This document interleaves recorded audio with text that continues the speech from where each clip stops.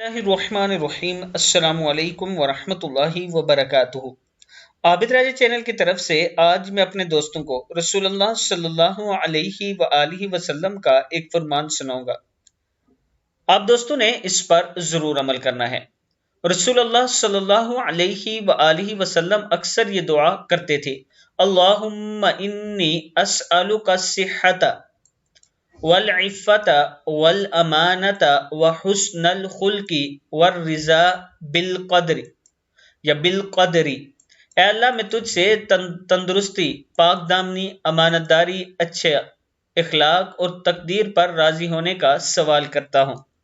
پھر سن لیں، اللہم انی اسألک الصحۃ والعفت والامانت وحسن الخلق والرضا بالقدر۔ اے اللہ میں تجھ سے تندرستی، پاک دامنی، امانت داری، اچھے اخلاق اور تقدیر پر راضی رہنے کا سوال کرتا ہوں۔